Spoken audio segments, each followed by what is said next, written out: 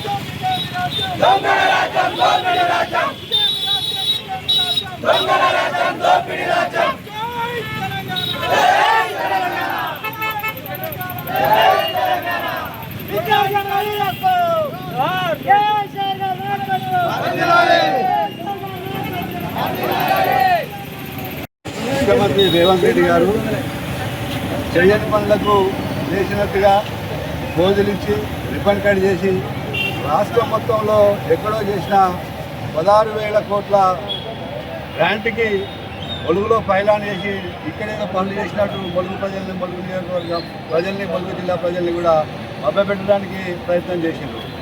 వాస్తవంగా ములుగు జిల్లాలో ఆ పైలాన్ అవసరం లేదు. వారు ఎలాంటి డెవలప్మెంట్ ఇక్కడ జరగలేదు. కేసీఆర్ గారు ఉన్నప్పుడు 10 ఏళ్ల ప్రభుత్వంలో జరిగిన అభివృద్ధి ఈరోజు కూడా ఈ ములుగు జిల్లాలో, ములుగు నియోజకవర్గంలో కనపడతా ఉంది తప్ప వాళ్ళు వేసింది శూన్యము, వాళ్ళు చేసింది శూన్యము. చెప్పుకుంటా ఉన్నారు గొప్పలు, మేము ఇది చేసినాం, మేము అది చేసినామని. 18 గంటలు నేను రివ్యూ చేస్తున్నా, 18 గంటలు పాలన మీద నేను పట్టు పెట్టినా అని చెప్పుకుంటున్నటువంటి రేవంత్ రెడ్డి, నీ కేసులకి పెద్ద పెద్ద లాయర్లను, కోట్ల రూపాయల డబ్బులు ఇచ్చి పెట్టినటువంటి లాయర్లను పెట్టుకొని నువ్వు కేసులు నడుపుకుంటా ఉన్నావు. పేద ప్రజలకు ఇచ్చేటువంటి కళ్యాణ లక్ష్మి, షాదీ ముబారక్ మీద నీకు పట్టు లేదు. అది కేసీఆర్ ఇచ్చిన పథకం కాబట్టి అది ఏమైపోయినా నీకు పర్వాలేదు. నువ్వే నీ మనుషుల ద్వారా హైకోర్టులో కేసు వేయించి కళ్యాణ లక్ష్మి, షాదీ ముబారక్ పథకాన్ని రద్దు చేయడానికి హైకోర్టులో కేసు వేయించి నువ్వు దాని మీద కోర్టు రివ్యూ అడిగితే కూడా నువ్వు లాయర్లను పెట్టలేదు. సాదాసీదా లాయర్లతో కోర్టుకు పోతే కోర్టు ఆ పథకాన్ని ఆపేయమని చెప్పేసి ఇలా తెలంగాణలో ఉన్నటువంటి పేద ప్రజలకి కేసీఆర్ గారు ఇచ్చినటువంటి వరము ఒక 10 లక్షల కుటుంబాలకి కేసీఆర్ గారు హయాంలో కళ్యాణ లక్ష్మి ఇచ్చి పేదింటి పిల్లలకి పెళ్లిళ్ళు చేసినటువంటి మహాపథకం అది.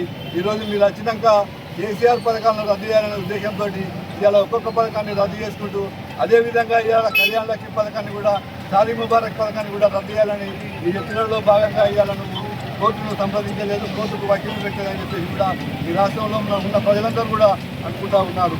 అదేవిధంగా చాలా మాటలు చెప్పిండ్రు, ఈ ములుగు కాన్స్టిట్యున్సీలో డెవలప్మెంట్ నేనే చేసిన అని చెప్పేసి.